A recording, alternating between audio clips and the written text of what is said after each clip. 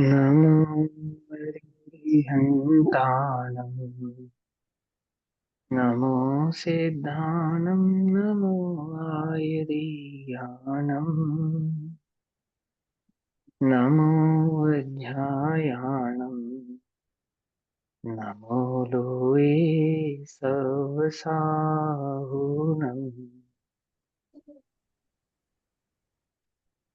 मङ्गलं भगवान् वीरो मङ्गलं गौतमो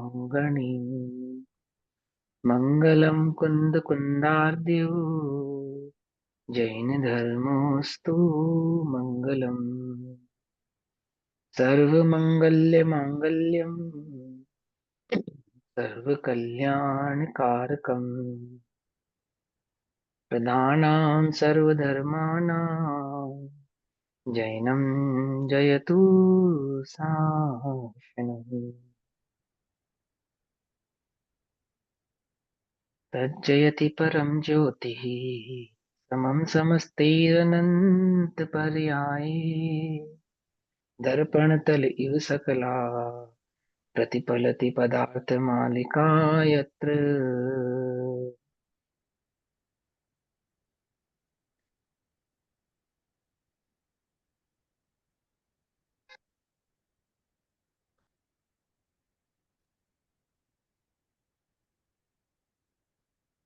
हमारी रात्रिकालीन कक्षा का विषय चल रहा है यदि पुरुषार्थ सिद्धि उपाय परमागम। पुरुष माने तत्व या द्रव्य। पुरुष का अर्थ होता है द्रव्य। अर्थ माने प्रयोजन भूत। सिद्धि माने प्राप्ति और उपाय माने साधन। क्या अर्थ हुआ? प्रयोजन भूत तत्व या द्रव्य की प्राप्ति का जो साधन है तो वह पुरुषार्थ सिद्धि उपाय है। और प्रयोजन भूत द्रव्य या तत्व कौन सा है? कि प्रयोजन भूत वह द्रव्य या तत्व वह निज शुद्धात्म भाव ही है। उस प्रयोजन भूत आत्मा की प्राप्ति के उपाय का जो साधन उपाय बतला रहा है ना, जो साधन बतला रहा है, उस ग्रंथ का नाम है पुरुषार्थ सिद्धि उपाय प्रमागम। आचार्य अमृत चंद्र देव की ये स्वाधीन कृत एक स्वतंत्र कृति है। जैसे उन्होंने अन्य आगमों के निचोड़ के साथ बनाया, पंडित टोडरमल जी ने इस पर टीका लिखी। भाव चल रहा है प्रादव अर्थात सर्वप्रथम तो सम्यक दर्शन ही मोक्ष का मार्ग है, मोक्ष है, मोक्ष का साधन है सर्वप्रथम। तदुपरांत सम्यक दर्शन के साथ वर्तने वाला सम्यक ज्ञान और सम्यक ज्ञान के साथ वर्तने वाला सम्यक चारित्र ही वास्तव में सम्यक दर्शन ज्ञान चारित्र की एकता रूप धर्म है। वह सम्यक दर्शन सम्यक ज्ञान और सम्यक चारित्र की चर्चा में सम्यक चारित्र के अंतर्गत अहिंसाणुव्रत की चर्चा यहाँ पर चल रही है। और उस अहिंसाणुव्रत की चर्चा को वह किस अपेक्षा से समझा रहे हैं कि उस अहिंसाणुव्रत की चर्चा को मन वचन और काय की प्रवृत्ति से समझा रहे हैं। क्यों समझा रहे हैं? मन वचन और काया की प्रवृत्ति से ना तो धर्म होता है ना ही अधर्म होता है। ध्यान से समझना, ये एक समझने वाली बात है। मन वचन काय की प्रवृत्ति से ना तो धर्म होता है और ना ही अधर्म होता है। तो क्या होता है कि कुछ नहीं होता। तो मन वचन काय की प्रवृत्ति से क्यों समझाते हैं कि छद्मस्त जीवों की जो मन वचन काय की प्रवृत्ति होती है वह उपयोग अनुसार होती है। किसके अनुसार होती है? उपयोग के अनुसार। और वह उपयोग किसका लक्षण है? कि वह उपयोग मेरा जीव का लक्षण है। और उस जीव के उपयोग की प्रवृत्ति ही वास्तव में धर्म अथवा अधर्म है। क्या कहा? बंध अधिकार बंधे एक राग आदि अशुद्ध उपयोग सो। उपयोग की अशुद्धता अधर्म और उपयोग की शुद्धता का नाम धर्म है। शुद्धोपयोग, उपयोग की शुद्धता क्या है? वह वास्तविक धर्म है। और हम प्रथम में प्रथम तो उपदेश शुद्धोपयोग का करते हैं। शुद्धोपयोग का अर्थ क्या होता है? कि शुद्धोपयोग की निरंतर प्रवृत्ति का मन वचन कायिक रूप है मुनि धर्म। क्या कहा? शुद्धोपयोग की प्रवृत्ति का जो मन वचन कायिक रूप उपचरित धर्म है वो क्या है? वो है मुनि धर्म। और जो उस मुनि धर्म को पालने में असमर्थ है, ध्यान से समझना एक एक बात को, मुनि धर्म को पालने में असमर्थ है अर्थात जो शुद्धोपयोग की निरंतर प्रवृत्ति करने में असमर्थ हैं, ऐसे जीवों को शुद्धोपयोगी प्राप्ति की सामर्थ्य पैदा हो उसके लिए श्रावक धर्म का उपदेश करते हैं। आई बस हमने श्रावक धर्म क्या है? कि श्रावक धर्म वास्तव में तो धर्म नहीं है, उल्टा नहीं पकड़ना, वह तो प्रैक्टिस है, या यूं समझो पुरुषार्थ है। किसका पुरुषार्थ? शुद्धोपयोग को प्रकट करने का पुरुषार्थ। समझ बात? साधना है। और जो उस शुद्धोपयोग को प्रकट करने में सामर्थ्यवान, जैसे जैसे सामर्थ्य बढ़ती जाए ना, तो क्या कहते हैं? मुनि धर्म अंगीकार करो। मुनि धर्म अंगीकार नहीं कर पा रहे हो तो हम तुम्हें श्रावक धर्म का उपदेश करें, है ना? बस श्रावक धर्म का उपदेश किस अपेक्षा से कर रहे हैं? कि मन वचन काय की प्रवृत्ति की अपेक्षा से कर रहे हैं। क्यों कर रहे हैं? क्योंकि उपयोग जो तुम्हारा वास्तविक लक्षण है, उस उपयोग की प्रवृत्ति ही मन वचन काय में स्पष्टतः नजर आती है। इसलिए उपचार से मन वचन काय की प्रवृत्ति को धर्म अथवा अधर्म कहते हैं, क्योंकि वास्तव में मन वचन काय में जो प्रवर्तता है वो छद्मस्त का उपयोग ही है और कुछ नहीं। आती है ना समझ में बात? सूक्ष्मता से तो किसकी संभाल करनी है? सूक्ष्मता से तो जीव को अपने उपयोग की संभाल करनी है। उपयोग की स्थिर धर्म है और अस्थिरता राग द्वेष अथवा मोह है, यानी कि अधर्म है ना? तो वह शुद्धोपयोग प्रकट करने के हेतु से मन वचन काय की प्रवृत्ति को यहाँ पर हिंसा अहिंसा के आधार से समझा रहे हैं। जो जीव सावधान है, कषाय रहित हैं, अप्रमत्त हैं, कदाचित प्रमत्त हैं, मिथ्यात्वादी भावनाओं से रहित हैं, ऐसे जीवों की जो मनवचन काय प्रवृत्ति होती है तो वह कैसी होती है? उस भावना को यहाँ पर आचार्य देव हमारे समक्ष सम्यक चारित्र अधिकार में अहिंसानुव्रत के अपेक्षा से रख रहे हैं। उस अहिंसानुव्रत की चर्चा में जो लोग हिंसा में धर्म ठहराते हैं, ऐसी कुरीतियों का निराकरण चल रहा है। उसमें दूसरे नंबर की कुरीति की चर्चा आज हम कर रहे हैं, पेज नंबर 111 और श्लोक नंबर 80। जिन लोगों ने हिंसा में धर्म है ऐसा कुभाव चित्त में धारण किया है, अथवा जो ऐसी कुरीति का प्रचार करते हैं, तो उनके उस प्रचार का निराकरण करने हेतु आचार्य देव कहते हैं, धर्मो हि देवताभ्य प्रभवती ताभ्य प्रदेयमीह सर्वम् इति दुर्विवेक कलितान धीषणाम न प्राप्य देहिनो हिंस्या। निश्चय से वास्तव में वस्तु स्वरूप का यदि विचार किया जाए तो क्या कहते हैं? निश्चय से, है ना? धर्म देवों से उत्पन्न होता है। कौन से देवों से उत्पन्न होता है? ज्योतिष, व्यंतर, कल्पवासी, विमानवासी, कौन से? भवनवासी, कौन से देवों से केवल उत्पन्न होता है? तीर्थंकर हम्म? के। हाँ, देवादिदेव महादेव। महादेव वो जो तांडव करते हैं हैं? जो जो वीतरागी हैं, सर्वज्ञ हैं, हितोपदेशी हैं, ऐसे जो देवों में देव हैं, देवादि देव हैं, ऐसे देवों से निश्चय से, देखो कितनी बात बढ़िया बात कर रहे हैं। आत्मदेव, आत्मदेव, और कौन सा देव? अचिंत्य शक्ति स्वयमेव देव। समय सार जी का कलश है ना? अचिंत्य शक्ति स्वयमेव देव। निश्चय से धर्म तो कहां से उत्पन्न होता है? देव से। कौन है वो देव? रमेशार जी की भाषा में कहे तो आत्मदेव। और उस आत्मदेव की पहचान कराने वाले, उस आत्मदेव की समझ बतलाने वाले, उसका दर्शन कराने वाले, उसका मार्ग बतलाने वाले वे देवादिदेव सर्वज्ञ देव, जो परम वितरागी हैं, जो परम हितोपदेशी हैं, और जो स्वयं परम कैसे हैं? वीतरागमय हैं। वे देवादिदेव। वो किसका दर्शन कराते हैं? आत्मदेव। और आत्मदेव क्या है? वो धर्मी है, वास्तव में धर्म की उत्पत्ति का कारण है। उपचार से कौन? वे अरिहंत भगवान। तो निश्चय से धर्म देवों से प्रभावित अर्थात उत्पन्न होता है, इसलिए इस लोक में उनके लिए सभी कुछ दे देना चाहिए। अब देखो, ये तो जो मैं आपको लाइन कही ना, ये तो जिन दर्शन की दृष्टि से सच्ची सच्ची जो बात है देवादि देव के संदर्भ में वह बतला।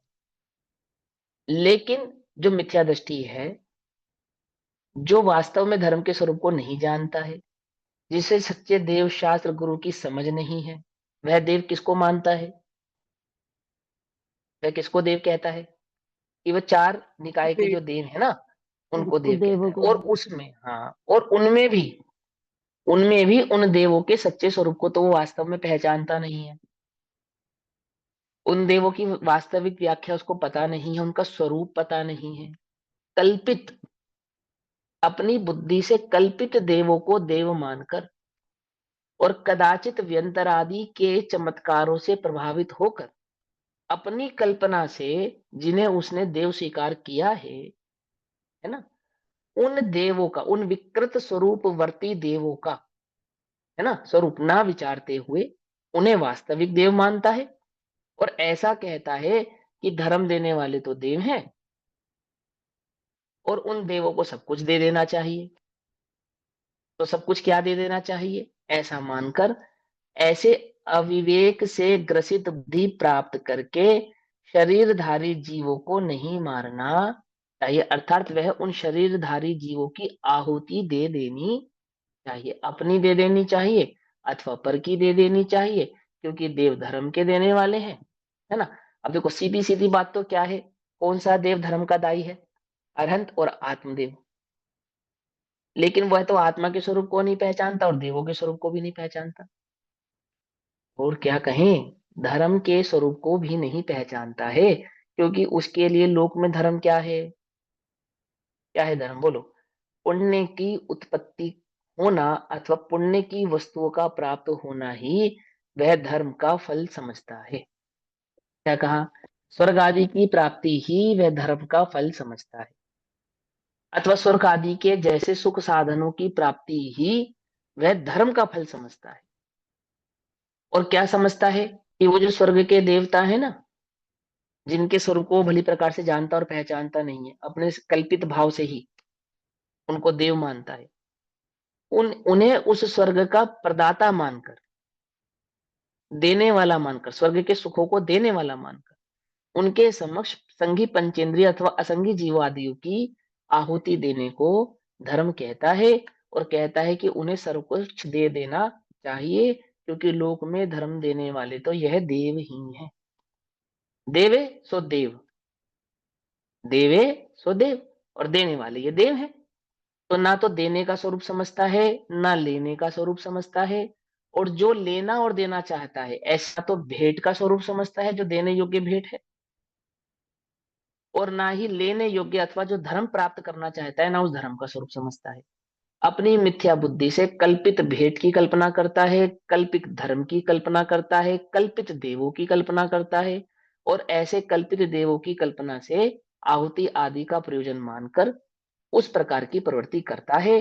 तो ऐसे जीवों को धर्म की युक्ति जानने वाले जिनेन्द्र देव अथवा मुनिराज सावधान करते हैं कि कुयुक्तियों से सावधान, यह धर्म का स्वरूप नहीं है। ऐसा कहते कहते हैं निश्चय से धर्म देवताओं से उत्पन्न होता है, इस लोक में उन देवों के निमित्त सब कुछ दे देना चाहिए, जीवों को भी मारकर उन पर चढ़ा दो। ऐसी अविवेक पूर्ण बुद्धि से प्राणियों को नहीं मारना चाहिए। देवी देवता, मतलब देव देवी, क्षेत्रपाल, काली, महाकाली, चंडी, चामुंडी इत्यादि के लिए हिंसा नहीं करना। ठीक है ना। पंडित टोडरमल जी इसकी क्या कर रहे हैं, टीका कर रहे हैं, एक मिनट।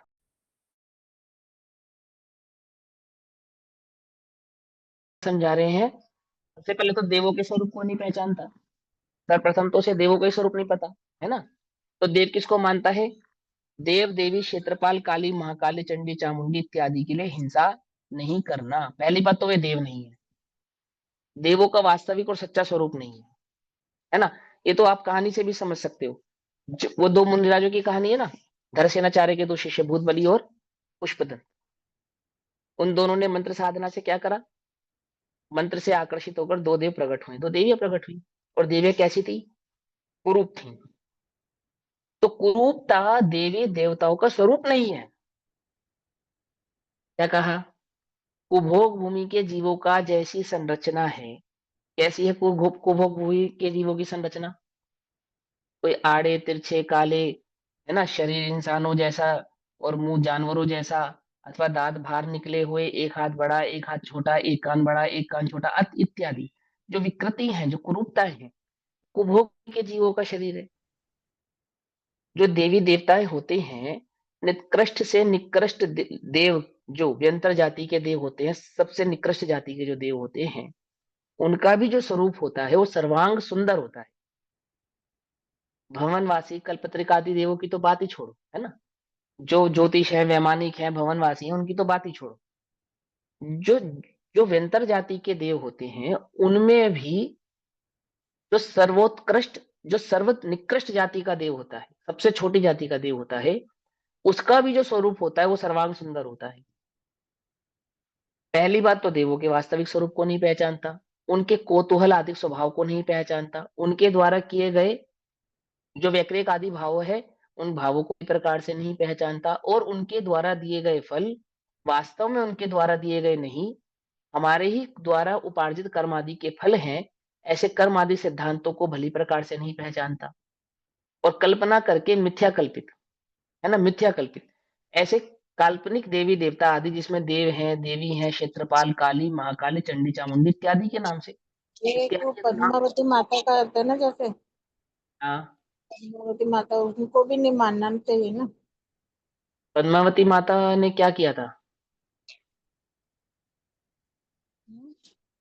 क्या कह रहे हो? पद्मावती माता ने क्या किया था? रक्षा करी थी ना वो उनकी, पार्श्वनाथ भगवान की। अब तो इसका इस कोई वजह से प्रमाण लोग बताओ। प्रमाण तो मंदिर में ही देखते हैं। पद्मावती प्रमाण माता समझना की। पड़ेगा ना, हाँ कोई बात नहीं, चलो ठीक है ना। अब इन सब चीजों पे हम चर्चा पहले कर चुके हैं, तो उनमें क्या स्पष्टता मैं बतलाऊं। नहीं मानना चाहिए अर्थात क्या नहीं मानना चाहिए? नहीं मानना चाहिए अर्थात वे कुछ देने वाले हैं, कुछ लेने वाले हैं, उनसे धर्म आदि की प्राप्ति होती है, वे मेरे सुख दुख के करता हैं, अथवा वे पूजने आदि हैं। देखो सुनो, सबसे पहले एक बात समझो, किसी भी जीव का आदर अगर आपको करना है, किसी भी जीव का, तो आदर करने से पहले आपको उसके स्वरूप का खबर होनी चाहिए या नहीं खबर होनी चाहिए? या बिना स्वरूप की खबर की आप उसकी आदर कर सकते? सबसे पहला आदर क्या है? लोक में सबसे पहला आदर क्या है? सबसे पहला आदर है उसके स्वरूप की खबर होना। वो कौन है, वो क्या है, किस पद पर है, क्या उसका स्वरूप है। अब ना तो हमें ये पता कि वो कौन है, ना हमें ये पता वो क्या है, ना उसके पद की खबर और ना उसके स्वरूप की खबर, पता ही नहीं है। और हम उनका आदर सत्कार कर रहे हैं। कैसे कर रहे हैं भैया आदर सत्कार? मेरे चेहरे को बिगाड़ कर मेरी एक पूंछ लगा दो, दो दांत बड़े बड़े कर दो, और कहो कि भैया हम आपका आदर सत्कार कर रहे हैं, तो क्या ये मेरा आदर सत्कार है? कल्पना करो, क्षेत्र कैसा दिखता है मालूम ही नहीं, एक पत्थर है, उस पर आपने रंग रंग दिया, वो क्षेत्रपाल हो गया। क्या वास्तव में यदि क्षेत्रपाल होंगे, है ना, तो क्या ऐसे ही दिखते होंगे?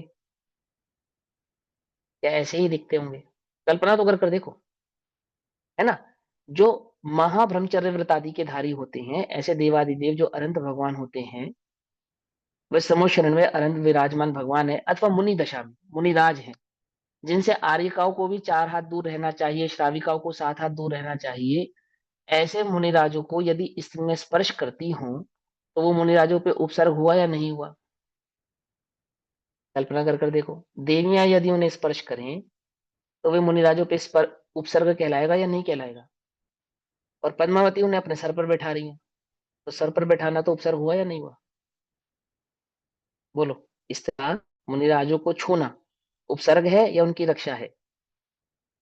और मालूम आचार्य गुणभद्र देव क्या कहते हैं? आचार्य गुणभद्र देव कहते हैं, जब वे पार्श्वनाथ भगवान का पुराण लिखते हैं ना, उत्तर पुराण में जब पार्श्वनाथ भगवान का पुराण लिखे हैं, तो सर्वप्रथम पार्श्वनाथ भगवान को नमस्कार करते हुए आचार्य गुणभद्र देव ने कहा कि पद्मावती क्षेत्रपाल के कारण जिनका उपसर्ग दूर नहीं हुआ है। क्या लिखा उन्होंने? भाई मैं अपने मन से नहीं कह रहा हूं, आप मूल उत्तर पुराण खोलिए, उस पे आचार्य गुणभद्र देव ने क्या लिखा है वो पढ़िए। कि जिनका उपसर्ग, नमस्कार करते समय पार्श्वनाथ भगवान को नमस्कार करते समय कहा कि जिनका उपसर्ग पद्मावती क्षेत्रपाल के कारण नहीं, अपितु केवल ज्ञान प्रकट होने के कारण हुआ है। क्या कहा? जिनका उपसर्ग दूर किसके कारण हुआ है? केवल ज्ञान प्रकट होने के कारण हुआ है, पद्मावती क्षेत्र के कारण नहीं हुआ है। ऐसे उन पार्श्वनाथ भगवान को मैं नमस्कार करता हूं। अब बोलो, मैं उन पार्श्वनाथ भगवान को नमस्कार नहीं करता हूं जिनका उपसर्ग पद्मावती और क्षेत्रपाल ने किया है दूर। ये अर्थ हुआ इसका या नहीं हुआ? बोलो। कि लोक में दो पार्श्वनाथ हैं, एक वो पार्श्वनाथ है जिनका उपसर्ग पद्मावती और क्षेत्रपाल ने किया है दूर, और एक वो पार्श्वनाथ है कि जिन पे उपसर्ग तो हुआ था पर उनका उपसर्ग केवल ज्ञान प्रकट होने के कारण दूर हुआ है। मैं उन पार्श्वनाथ भगवान को नमस्कार करता हूं जिनका उपसर्ग पद्मावती और क्षेत्रपाल के कारण दूर नहीं होकर अपितु केवल ज्ञान प्रकट होने के कारण दूर हुआ है। आती है में? नहीं समझ में आती है? तुलसीदास है ना, तुलसीदास, उनके लिए एक बहुत बात फेमस है। वो किसके भक्त थे? वो राम जी के भक्त थे, राम जी के। तो एक बार वो मथुरा पहुंचे, मथुरा। तो मथुरा पहुंचे तो उनको श्री कृष्ण के मंदिर में ले गए, तो उन्होंने कहा कि ये श्री कृष्ण है, नमस्कार करो। तो तुलसीदास ने कहा कि भाई मैं इन्हें नमस्कार नहीं करूंगा।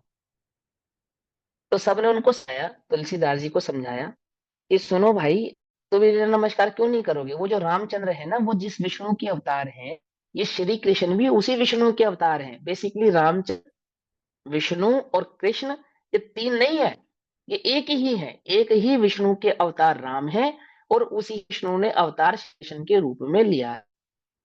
द्वापर और त्रेता युग है ना, द्वापर में रामचंद्र के रूप में और त्रेता में श्री कृष्ण के रूप में इन विष्णु ने ही अवतार लिया है।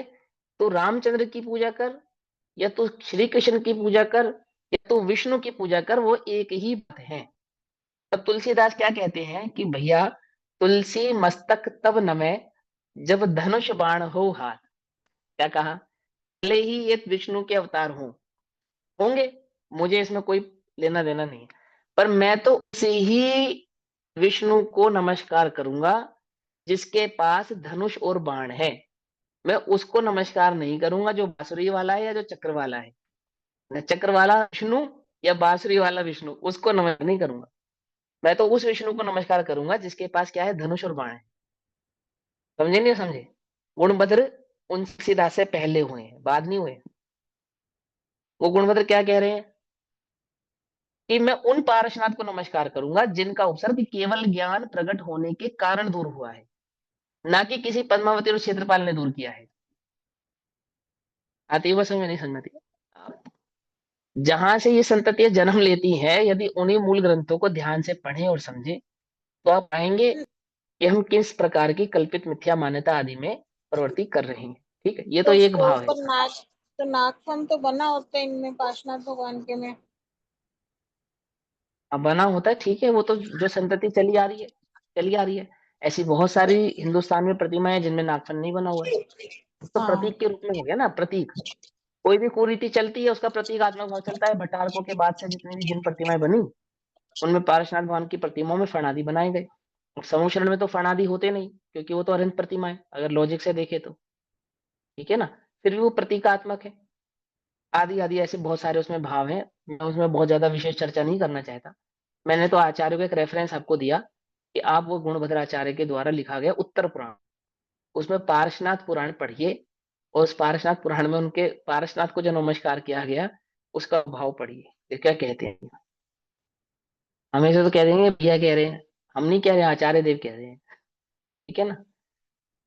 देवी, क्षेत्रपाल, काली, महाकाली, चंडी, चामुंडी इत्यादि के लिए हिंसा नहीं करना। पहली बात तो देवी देवताओं को आपके हिंसात्मक, अरे हिंसात्मक छोड़ो, शुद्ध अठपैरे दूध का, है ना, और शुद्ध अठपैरे मावा निकाल कर, अठपैरा समझते हो?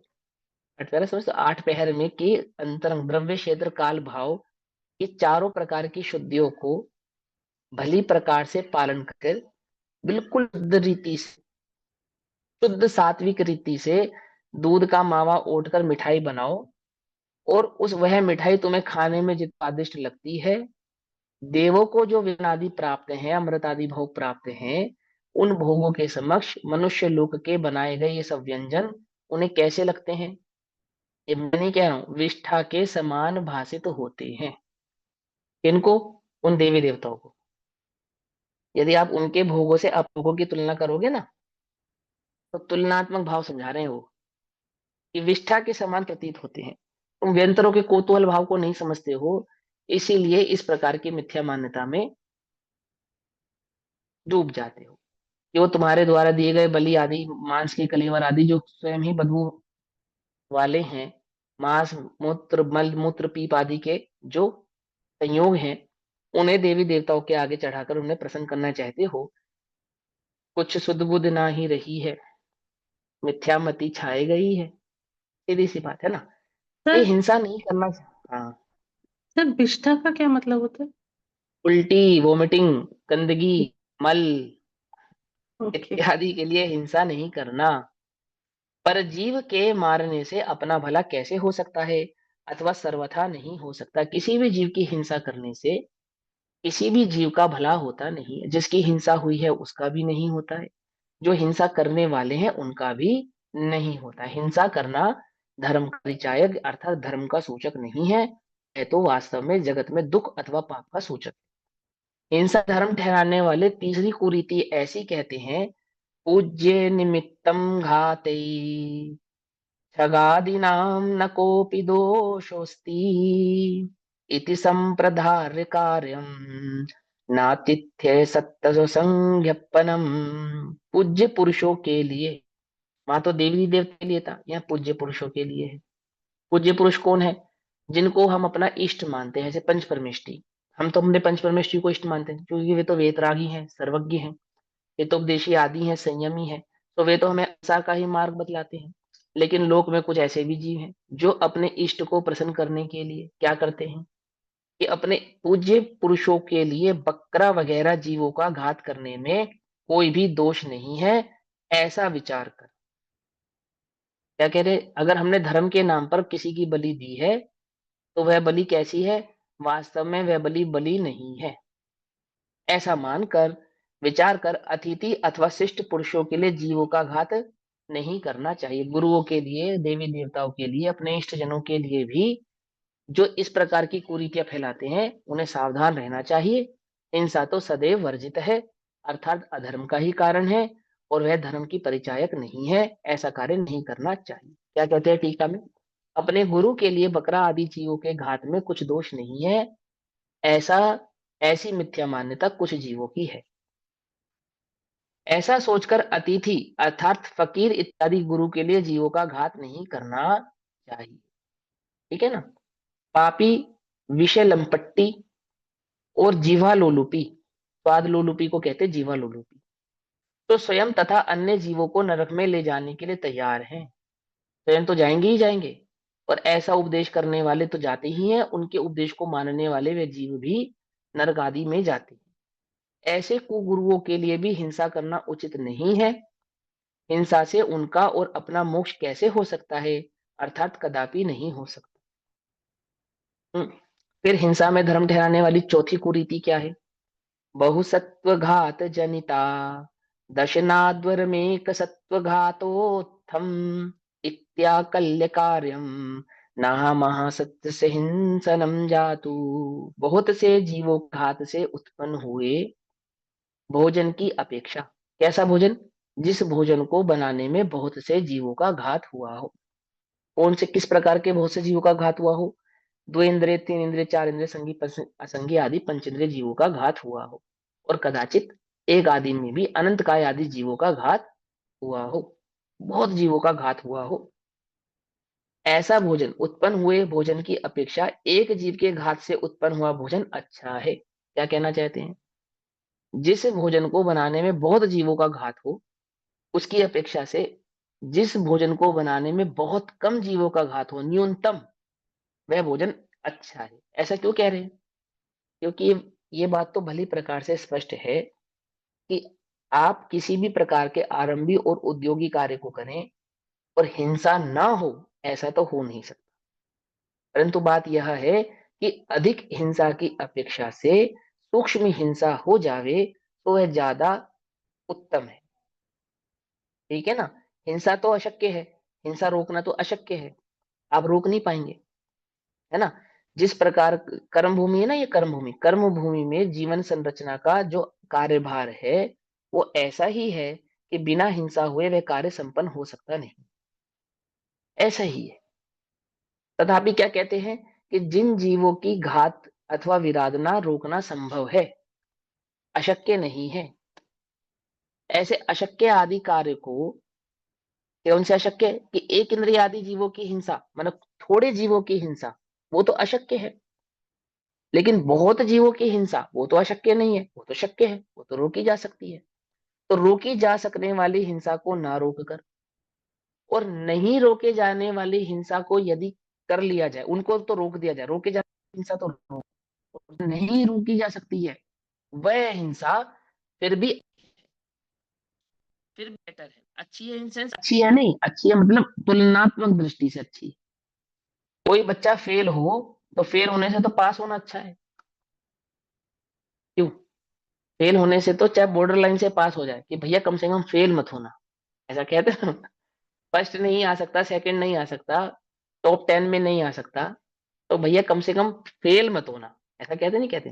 तो आचार्य देव क्या कहते हैं, परम अहिंसक भाव तो क्या है, शुद्धोपयोग की प्राप्ति, शुद्धोपयोग की प्रवृत्ति और शुद्धोपयोग की स्थिरता, ये तो परम अहिंसक भाव है। नहीं हो सकता, यदि नहीं कर पा रहे हो तो कम से कम जिन जीवों की विराधना रोकी जा सकती है उन जीवों की विराधना तो मत करो।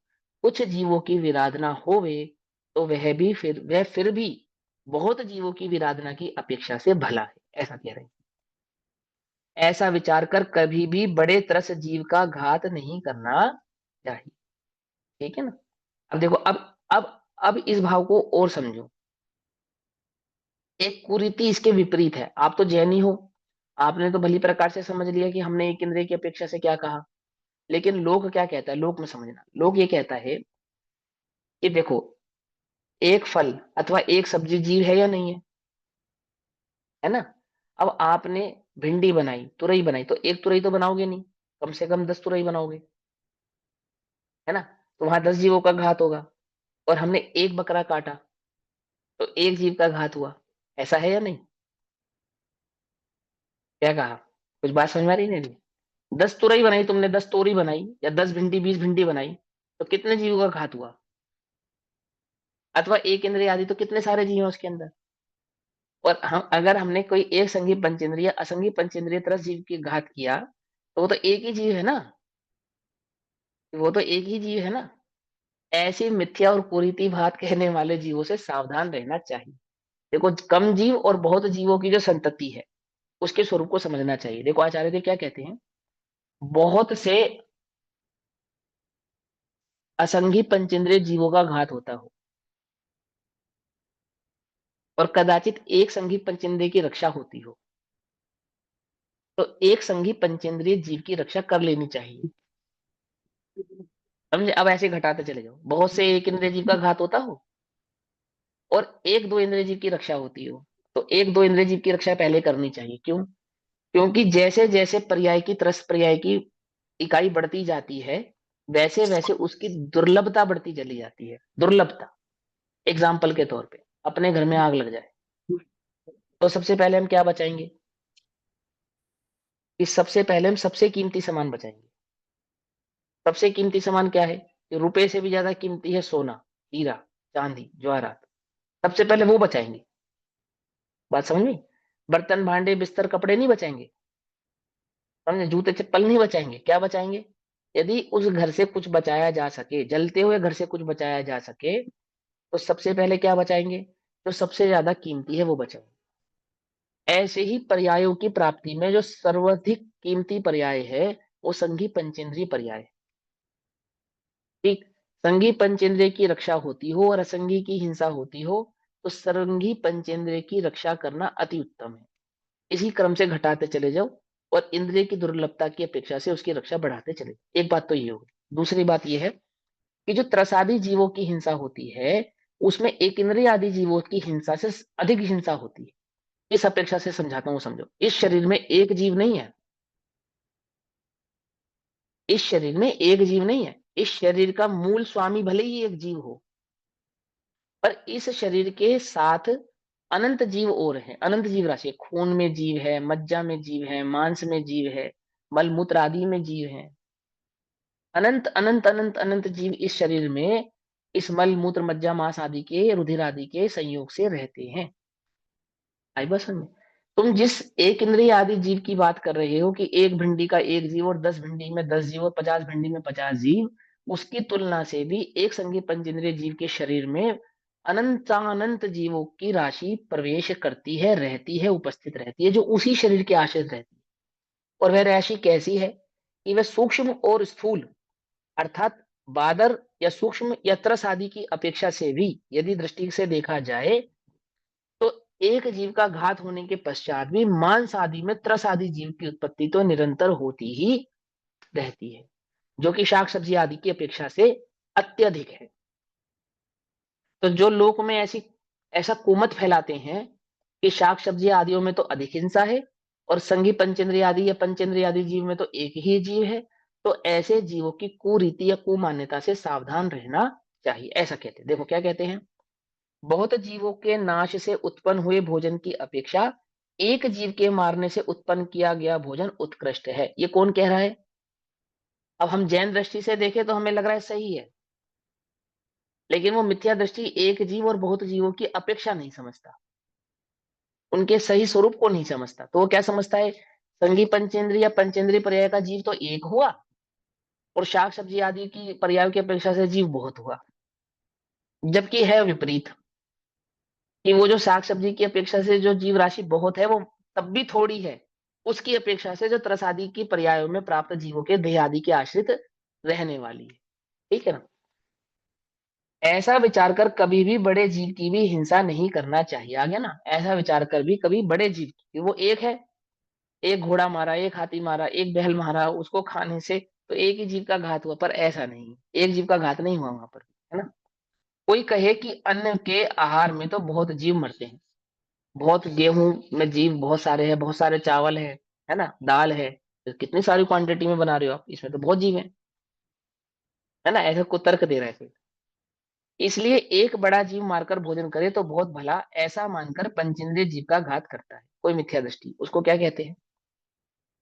महाहिंसा तो प्राणघात से है, और एक इंद्रिय की अपेक्षा पंच इंद्रिय के द्रव्य प्राण तथा भाव प्राण बहुत अधिक पाए जाते हैं, है ना? एक तो उसकी दुर्लभता है, ठीक है ना, उसकी पीड़ा आदि आदि वो बहुत दुर्लभ भाव है।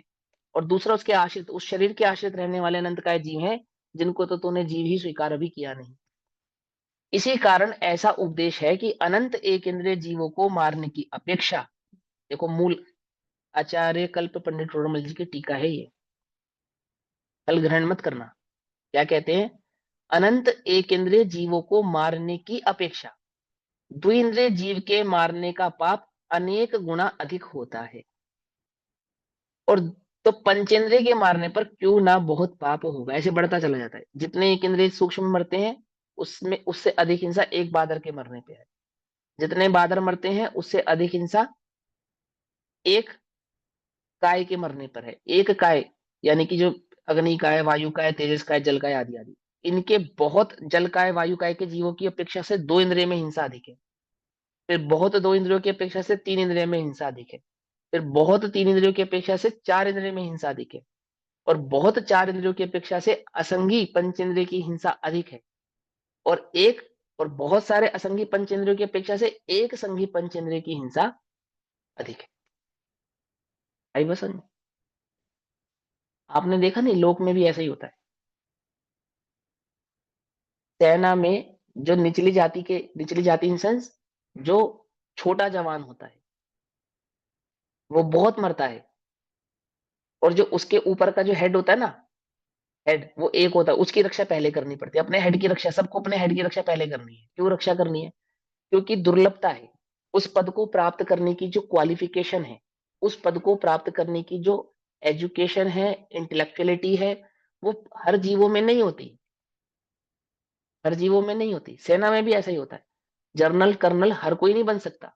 उसको वह बनने की जो इंटेलिजेंसी है, इंटेलेक्चुअलिटी है, पर्सनैलिटी है, एजुकेशन है, शरीर की बनावट, ताकत आदि है, वो थोड़े थोड़े थोड़े थोड़े जीव है घटते चले जाते हैं, छटनी होती चली जाती है।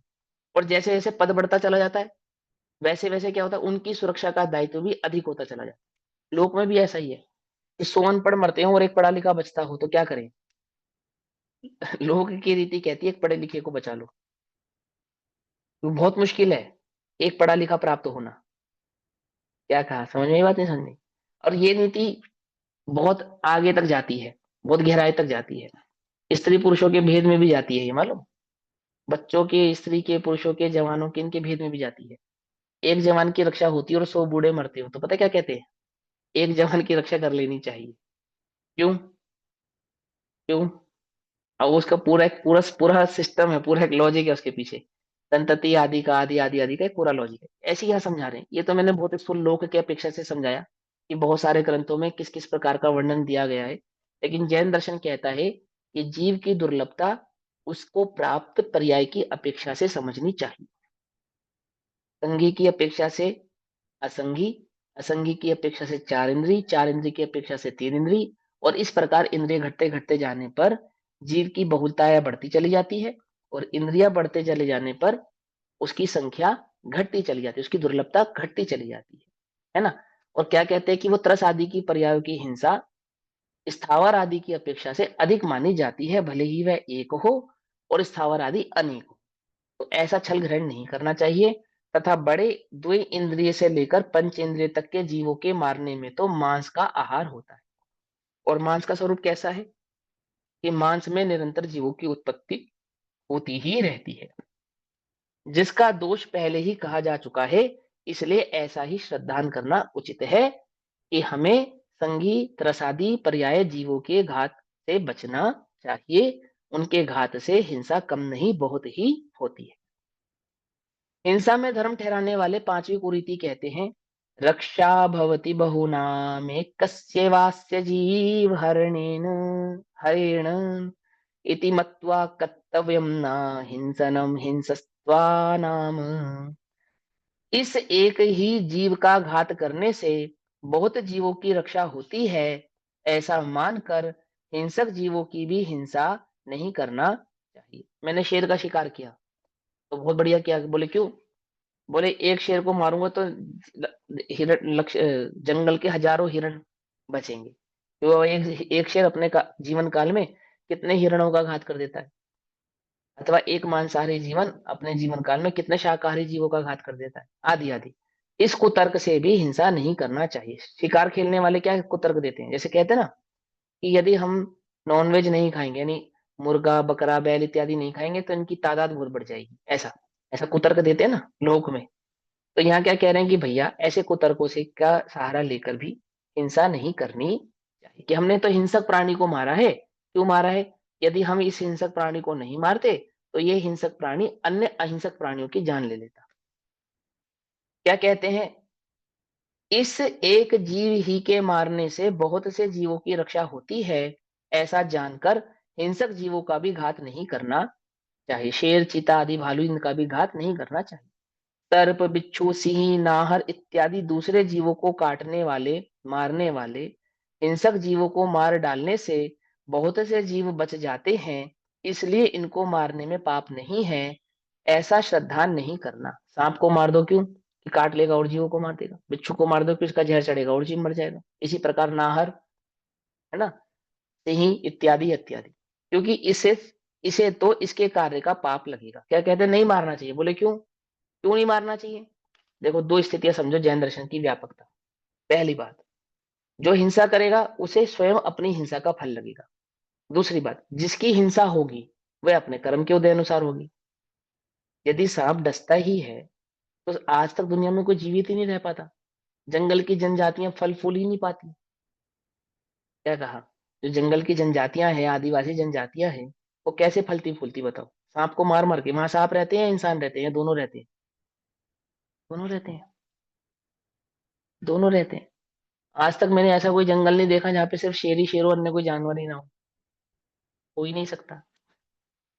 जीव अपने कर्म के उदय के अनुसार से निमित्त नैमित्तिक संबंध में सुख दुख पाप पर भोगेगा, प्राप्त करेगा। तुम किसी को मार कर किसी को बचाने वाले मत बनो, अपने कल्याण की तरफ ध्यान करो, है ना, अपना कार्य करो। वो क्या कहते हैं, लोक में अनेक जीव पाप पुण्य उपार्जन करते हैं, देखा ना स्पष्ट, उनमें इसका क्या, उनमें इसको क्या, वे हिंसक जीव हिंसा करते हैं तो उसका पाप उन्हें लगता है, आप उनकी हिंसा करके पाप उपार्जन क्यों करता है। हिंसक जीव जो हिंसा करेंगे उनका पाप उनको लगेगा, जिनकी हिंसा होगी वो अपने उदयानुसार उसकी प्राप्ति करेंगे, तो क्यों व्यर्थ ही पाप कमाने का कार्य करता है। अब हिंसा में धर्म ठहराने वाले छठवीं को युक्ति कहते हैं, बहुसतत्व घातिनोमि जीवंत उपार्जयन्ति गुरु पापम इत्यनुकंपाम कृत्वा न हिंसान्य शरणदो हिंस। बहुत जीवों के घातक में जीवित रहेंगे तो बहुत पाप उपार्जित करेंगे। क्या कहा, बहुत जीवों के घातक ये जीव जीवित रहेंगे तो बहुत पाप उपार्जित करेंगे, यानी शेर जिंदा रहेगा या बिच्छू जिंदा रहेगा या सांप जिंदा रहेगा, तो जब तक जिंदा रहेगा किसी ना किसी का घात करेगा, और किसी ना किसी का घात करता रहेगा तो कितना जीवन में पाप बांधेगा। तो हम तो सामने वाले की रक्षा तो कर ही रहे हैं, साथ के साथ इसको भी इसके पाप से मुक्त कर रहे हैं, इसकी पर्याय से इसे मुक्त करके इसके पाप करने वाले कृत्य से इसे मुक्त कर रहे हैं। ऐसी भावना धारण करके हम इन हिंसक प्राणी जीवों को मार रहे हैं। कोई अगर ऐसा भी कुतर्क करे ना, कितने प्रकार के कुतर्क है, इस प्रकार की दया करके हिंसक जीवों को नहीं मारना चाहिए। किस पे दया कर रहे हैं, उस हिंसक जीव पर भी दया ही कर रहे हैं। क्या दया कर रहे हैं, ये जब तक हिंसा करेगा इसको पाप बंधेगा ना, तो इसको मार दो, इसको पाप नहीं बंधेगा, और इसके निमित्त से जो मर रहा था वो भी बचेगा। हो गई ना दो तरफा अहिंसा, इसको भी बचाया और उसको भी बचाया। तो कहते नहीं, ऐसा नहीं करना चाहिए। क्यों नहीं करना चाहिए, बहुत जीवों को मारने वाले ये पापी जीते रहेंगे तो बहुत पाप उत्पन्न करेंगे। इस प्रकार दया करके हिंसक जीवों को भी नहीं मारना चाहिए। शिकारी, चिड़ी मार, बाज इत्यादि जो जो हिंसक हैं वे जीवित रहेंगे तो बहुत पाप करेंगे और उन अनेक जीवों को मारेंगे, है ना। जो शिकारी लोग हैं वो बहुत जीवों को मारेंगे, शिकार करते रहेंगे, इसलिए हमने शिकारी को ही मार दिया, चाहे त्रिजंस की अपेक्षा से चाहे मनुष्य की अपेक्षा से, इसलिए इनको मार देना चाहिए। ऐसा श्रद्धा नहीं करना। क्यों नहीं करना, क्योंकि उनकी हिंसा वृत्ति का पाप उनको ही है, अपने को क्या। यदि हो सके तो उनकी उस पाप क्रिया को छुड़ा देना। क्या करना, ये चिड़ी मार यदि क्या तुम है? चिड़िया को मारने वाले, चिड़ियों को पकड़ के मारने वाले चिड़ी मार, है ना, ऐसा शिकार करते, चिड़िया मारते हैं, कबूतर मारते हैं, बाज मारते हैं, शिकार करते हैं, इत्यादि इत्यादि। हिंसा में धर्म ठहराने की सातवीं कुयुक्ति क्या कहते हैं, बहुदुहु खा संघ पिता प्रयांति तच्चिरेण दुखी विच्छित्तिम इति वासना कृपाणिमादाय न दुखिनोपि हन्तव्यः। और अनेक दुखों से पीड़ित जीव थोड़े ही समय में दुखों का अंत पा जाएंगे। कोई बीमार है, लूला लंगड़ा है, दुखी है, किसी प्रकार के रोग से ग्रसित है ना। तो अपने को भी लगता है ना, अपने समाधि मरण की कक्षा में समझाया मैंने ये बहुत डिटेल में, कि बीमार हो, रोग ठीक ना हो रहा हो, आदि आदि हो, और अपने को ये विचार आने लगता है कि ये भगवान इससे अच्छा तो इनकी गति सुधार दो, सुधार दो मतलब, है ना। तो ये हिंसा का परिणाम है। वहां समाधि मरण के पाठ में डिटेल में समझाया है, यहाँ पे भी यही भावना है कि कोई जीव किसी प्रकार के दुख को भोग रहा है, टांग टूट गई है, चोट लग गई है, बहुत पीड़ा हो रही है, तो इसलिए उसको मार दो ताकि वो पीड़ित ना हो, बहुत दुख ना झेलना पड़े उसको, इस भावना से उसकी हिंसा कर देनी चाहिए। तो क्या कह रहे हैं कि नहीं, ये क्या है, कुरीति है, कुयुक्ति है। क्या कहती है कुयुक्ति सातवें नंबर की, अनेक दुखों से पीड़ित जीव थोड़े ही समय में दुखों का अंत पा जाएंगे, इस प्रकार की वासना अथवा विचार रूपी तलवार लेकर दुखी जीवों को भी नहीं मारना चाहिए। ये जीव बहुत दुख से पीड़ित हैं, अतः यदि इन्हें मार दिया जाए तो ये उनका सारा दुख दूर हो जाएगा, है ना। तो मरने को दुख का, दुख दूर करने का उपाय समझता है, कारण समझता है, जबकि जीव के सुखी होने का उपाय तो वास्तव में भेद विज्ञान है। समझे नहीं समझे, इंद्रियों की स्वस्थता से सुखी है जीव, ऐसा नहीं है। कषायों की तीव्रता से दुखी है, ये वास्तविक बात है, उसको तो समझता नहीं है। उसको क्या लगता है कि ये दुख से पीड़ित है, इन्हें मार देंगे तो ये सुखी हो जाएंगे। ऐसी खोटी वासना रूपी तलवार ग्रहण करके दुखी जीवों को भी नहीं मारना चाहिए। यह जीव रोग से अथवा दरिद्रता आदि से अत्यंत दुखी है, यदि इसे मार दें तो उस दुख से वह मुक्त हो जाएगा, ऐसी श्रद्धा नहीं करनी चाहिए।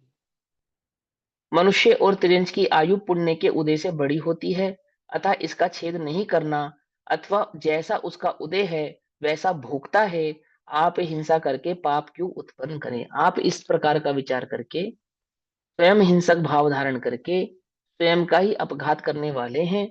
इसीलिए इसको दया नहीं कहते कि आपने उसको मार डाला, ये दया नहीं है। ठीक है ना? उसकी पीड़ा को दूर करने के लिए उसके आयु का ही अंत कर देना, यह उसकी पीड़ा को दूर करने का उपाय नहीं है। हिंसा में धर्म ठहराने वाले आठवीं को युक्ति क्या कहते हैं? कृच्छ्रेण सुखा वाप्तिर्भवन्ति सुखिनो हताः सुखिन्नेव इति तर्क मंडलाग्रह सुखिनाम घाताय नादेह। सुख की प्राप्ति कष्ट से होती है। क्या कहते हैं? सुख की प्राप्ति कष्ट से होती है। मतलब जितना हम कष्ट सहेंगे, जितना शरीर को तपाएंगे, जितना इसे दुख देंगे, उतना ज्यादा पुण्य बंधेगा, उतना ज्यादा फल अच्छा मिलेगा। सुख की प्राप्ति कष्ट से होती है, अतः मारने में आए हुए सुखी जीव परलोक में सुखी ही होंगे। इस प्रकार कुतर्क की तलवार सुखी जीवों के घात के लिए अंगीकार नहीं करना चाहिए। क्या कहते हैं? कष्ट से सुख की प्राप्ति होती है, इसलिए सुखी जीवों को मारा जाए तो परलोक में भी सुखी होंगे, ऐसा भी एक कुतर्क है लोक में। सुखी जीवों को मारा क्यों जाए? कि जितने कष्ट से वे मरेंगे उतना अच्छा वह गति प्राप्त करेंगे, क्योंकि सुख की प्राप्ति कष्टों से होती है। ऐसा एक तर्क है लोक में है। सुखी जीवों के घात के लिए इस प्रकार का विचार किसी को नहीं करना चाहिए। सुख कष्ट से होता है, इसलिए इन सुखी जीवों को काशी के करवत इत्यादि रीति से मारा जाए तो परलोक में भी वे सुखी होंगे। काशी के करवत इत्यादि समझते हो? पहाड़ से गिर जाना, नदी में डूब जाना, गंगा नदी में डूब जाना, जमुना नदी में डूब जाना, आदि आदि, है ना? अथवा जलती चिताओं पे बैठ जाना। इस प्रकार से यदि कोई सुखी जीव मरेगा इतने कष्ट को सहकर, तो वह आगे कहाँ जाएगा? बैंकुट, अच्छा, अथवा उसको मोक्ष आदि की प्राप्ति होगी, सुख आदि की, स्वर्ग आदि की प्राप्ति होगी। इस विचार से उन जीवों का घात नहीं करना चाहिए, ऐसा श्रद्धा नहीं करना चाहिए। इस प्रकार मारने से स्वयं मरे या दूसरों को मारे, स्वयं भी मरते हैं जीव, इस ऐसा विचार कर कर, अथवा दूसरों के साथ भी ऐसा करते हैं। सती कर देते ना, सती, पिता पति मर गया तो जलती चिता पे उसको बिठा दिया उसकी पत्नी को, क्या होगा कि इस स्त्री को क्या प्राप्त होने वाला है? अब विष्णु की शरण प्राप्त होने वाली है, वैकुंठ जाएगी, ये मोक्ष जाएगी, वैकुंठ आदि की प्राप्ति होगी। दूसरों को भी नहीं मारना चाहिए, खुद भी नहीं मरना चाहिए। सुखी कैसे हो सकते हैं? इस प्रकार से घात करने पे कोई सुखी नहीं हो सकता। सुखी तो सत्य धर्म के साधन से ही हो सकता है। सत्य धर्म का साधन किए बिना कोई जीव सुखी हो सकता नहीं है। अब हिंसा में धर्म ठहराने वाली नौवीं को युक्ति कहते हैं। उपलब्धि सुगति साधन समाधि सारस्य भूयस्य भायासात सुगुरुः शिष्येण शिरो न कर्तन्यम सुधर्ममभिलाषिता। सत्य धर्म के अभिलाषी शिष्य द्वारा अधिक अभ्यास से ज्ञान और सुगति करने में जो कारणभूत है, ऐसी समाधि के सार को प्राप्त करने वाले अपने गुरु का मस्तक नहीं काटना चाहिए। क्या कहा? हिंदू धर्म की ये रीति है, ऐसी एक रीति है, ऐसी एक कुरीति है। क्या कुरीति है? देखो क्या कहते हैं। धर्म के चाहने वाले शिष्य को, जो शिष्य धर्म चाहता है, उसको क्या नहीं करना चाहिए? अपने गुरु का मस्तक नहीं काटना चाहिए। कैसे हैं वे गुरु? पता है क्या है ये भावना? मैं समझा देता हूँ। आजकल तो खैर लोप कर दिया गया है इस बात को। बीच में एक वामपंथ हुआ, तारा संप्रदाय का, तारा संप्रदाय करके एक, तंत्र संप्रदाय करके एक वो चला, धर्म चला, तो उसकी क्या मान्यता थी कि कोई साधक गुरु है, अच्छा पहुंचा हुआ गुरु है, साधना करता है ना गुरु, वो गुरु है। यदि कोई शिष्य अपने उस गुरु की गर्दन काट दे, और गर्दन काट के उसकी खोपड़ी या गर्दन अपने पास रख ले, तो उस गुरु को जितना भी धर्म उपार्जित हुआ है, जितना भी ज्ञान उपार्जित हुआ है, जितना भी पुण्य उपार्जित हुआ है, वो सारा का सारा किसे मिल जाएगा? उस शिष्य को मिल जाएगा। आई बात समझ में? नहीं समझ? और आपको मालूम, आज भी ये जो होते हैं ना, ओघड़, अघोरी जिन्हें कहते हैं, ये तंत्र साधना में इस ये कोशिश रहती है कि जो इनका गुरु हो, यदि वो कदाचित मर जाए, तो उसकी खोपड़ी हमें प्राप्त हो जाए। खोपड़ी की भी साधना करते हैं ना लोग, क्या करते हैं, ये उस मान्यता के जीव हैं। क्या कहते हैं? धर्म चाहने वाले शिष्य को अपने गुरु का मस्तक नहीं काटना चाहिए। कैसे हैं गुरु? बहुत अभ्यासी, अभ्यास से जिन्होंने सुगति के कारणभूत समाधि के सार को पा लिया है। तो ऐसी ऐसी मिथ्या धारणा करने वाले जीवों ने क्या करा कि जो सच्चे गुरु थे उनका भी मस्तक काटना शुरू कर दिया। जीव है। आजकल तो खैर ये ऐसा नहीं है, लेकिन हाँ, एक जमाना ऐसा था। हमारा गुरु अभ्यास में लगा है, ध्यान समाधि में मग्न है, अभ्यास बहुत किया है। अब यदि इसके प्राणों का अंत कर दिया जाए, तो वह उच्च पद को प्राप्त हो जाएगा। उसको भी अच्छी प्राप्ति होगी। और एक धारणा क्या थी, उससे उसको प्राप्ति होगी नहीं, उसके द्वारा उपार्जित जितना भी धर्म है वो मुझे प्राप्त हो जाएगा, ऐसी भी भावना है। ऐसा विचार करके शिष्य को अपने गुरु का मस्तक काटना योग्य नहीं है। उसने जो साधन किया है, उसके फल को वह भविष्य में प्राप्त करेगा ही। तो हिंसा करके पाप किस लिए उत्पन्न करता है? इसमें शॉर्टकट में समझा दिया। हिंसा में धर्म ठहराने वाले 10वीं कुरीति, कुयुक्ति। अब 10वें नंबर की कुयुक्ति को हम कल पढ़ेंगे, अभी समय हो गया। तब तक के लिए सभी को जय जिनेन्द्र, ओम नमः सिद्धेभ्य। निज निधि निज में बताई यह अनंत पुकार, उसके लिए जिनवाणी माँ को वंदना शतु। नमो रियंतम नमो सिद्धम नमो रियंतम, नमो रियंतम।